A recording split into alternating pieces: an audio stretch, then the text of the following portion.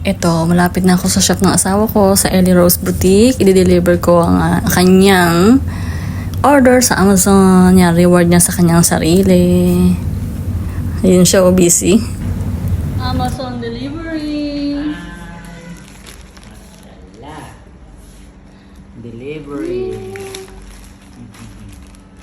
Up and down. Delivery. What's that? Bigas. Ay, may dala pa yan. Tayo. How are you?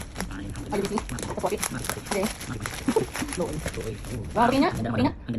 Samsung. Samsung S23 Ultra. Yes. Yan ang brandang yung self, medyas. Yan ang medyas. Aha. Totally sealed. Oh my. Kulay. Charan. Ah. Ano pa?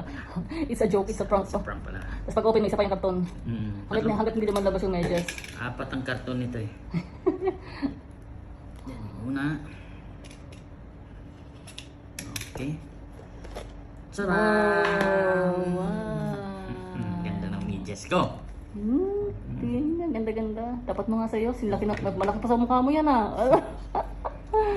Ganda, maganda. Okay mo na.